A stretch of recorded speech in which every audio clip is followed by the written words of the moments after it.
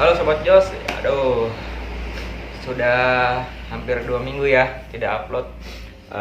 Yang pertama saya sakit, kurang lebih itu 9 hari ya. Saya sakit MAH dan asam lambung itu setelah pulang dari Lampung ya, pada tanggal 2 ya, pada tanggal 2 Januari saya sakit. Nggak bisa ngapa-ngapain itu, jangankan megang HP gitu ya, untuk megang HP untuk nyekrol nyari informasi, itu saya pusing gitu. Begitupun dengan pola makan saya yang berantakan. Lanjut yang kemarin ya, yang terkait tentang Open Trip Rinjani. Di sini saya mau ngebahas gimana sih kalian itu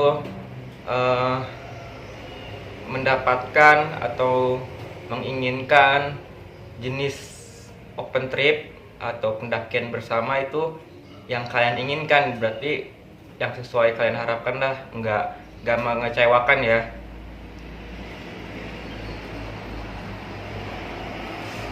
Oke, mungkin kita bahas dari beberapa dulu ya. Ini dia yang paling penting untuk menentukan open trip itu bagus ataupun baik ya, buat kalian nanti digunakan untuk pendakian kalian ataupun bersama teman-teman kalian ya. Yang pertama, kalau kalian ingin mencari open trip yang baik itu, yang pertama adalah kalian lihat perusahaan ya, atau perusahaan ataupun organisasi yang membuat open trip tersebut. Nah, kenapa ini yang pertama yang penting? Biasanya kita lihat ratingnya ya, rating si trip ini nih baik atau tidak nih, bisa kita lihat dari sosial medianya ya, dari Instagramnya atau dari pemasarannya seperti apa nih, bener nggak nih si pamflet atau flyer ini, bener gak nih keberadaannya, serius gak nih yang mengadain trip tersebut ya. Itu yang pertama. Yang kedua, lihat harga. Nah, ini harga kalian ini, kenapa ya saya bilang nih harga ini penting, karena banyak sekali open trip murah itu, dalam artian terjangkau lah di kita ya. Kita kan open trip lah, namanya anak-anak pecinta alam ya, low budget lah istilahnya ya. Tergiur dengan harga-harga murah. Nah, ya kan, di balik harga-harga murah itu kita bisa lihat juga fasilitas yang kita dapat.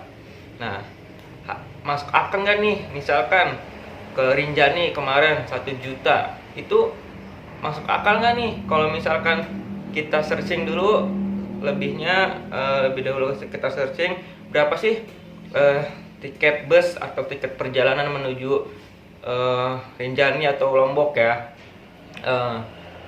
Di Sembalun itu resortnya, berapa harganya, berapa dari darat, misalkan naik kereta ataupun naik bus ya langsung ke Lombok, atau naik kereta putus dari Surabaya ya. Nah, kalau misalkan harganya masuk sesuai, misalkan pasaran Rinjani itu 1.500.000 atau 1.800.000, itu minimal ya, minimal dari Mepo Meeting Point Jakarta ya, atau Jabodetabek, segitu harganya kawan-kawan. Yang kedua kita lihat itu adalah jumlah peserta. Ketiga ya, jumlah peserta ini bisa kita lihat setiap kali si open trip tersebut atau orang tersebut mengadakan open trip ya, ini banyak yang ikut atau sedikitnya yang ikut. Nah, kadang-kadang kalian tergiur dengan jumlah peserta.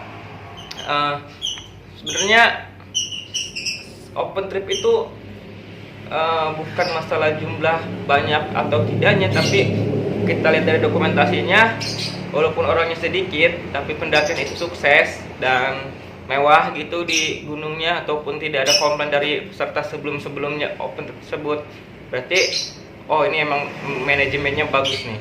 Nah, berarti bisa kita pertimbangkan nih. Kalau misalkan kita lihat dari jumlah peserta ini, karena open trip tersebut gak semuanya bisa rombongan, ada juga yang private trip atau kita memesan sendiri kepada gate kita ya, untuk apa ya, untuk menginginkan trip ke wisata tersebut. Dan selanjutnya yaitu adalah tadi sudah tentang pengalamannya ya, tadi yang pertama pengalamannya, yang kedua harga, yang ketiga tadi tentang pesertanya, track recordnya ya, track record tripnya ya. Nah, yang terakhir ini adalah yang paling penting, kalian wajib menanyakan pengalaman atau lisensi orang tersebut.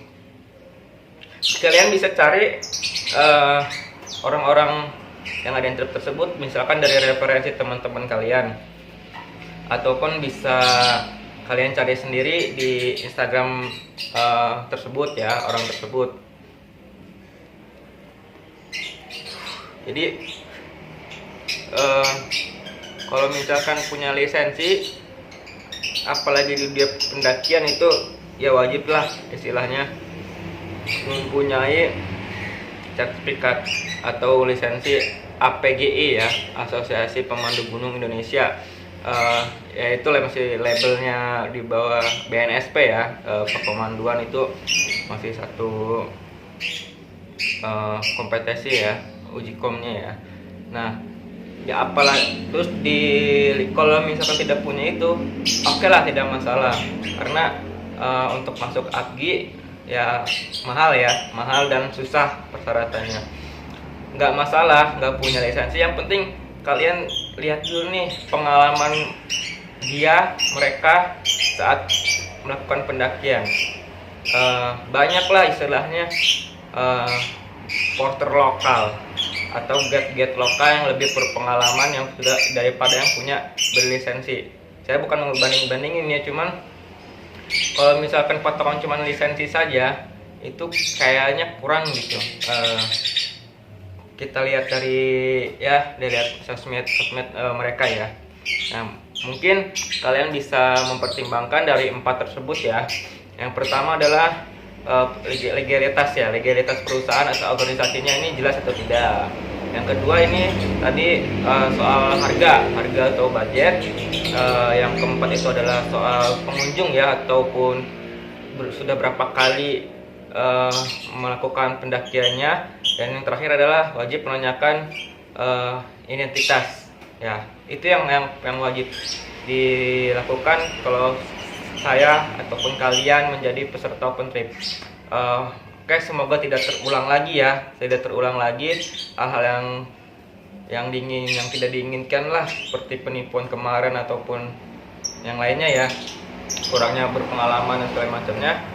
Oke, semoga kalian have fun ya di open trip lainnya. Bagi yang mempunyai bisnis di open trip, tetap semangat juga cari pesertanya. Semoga bisa banyak terus ya, bisa jalan-jalan terus. Yang terutama ya, kalau kita ngadain open trip ya gimana caranya peserta itu puas dan kita pun puas. Oke, cukup, terima kasih. Sekian, terima kasih. Assalamualaikum warahmatullahi wabarakatuh. Salam Lestari.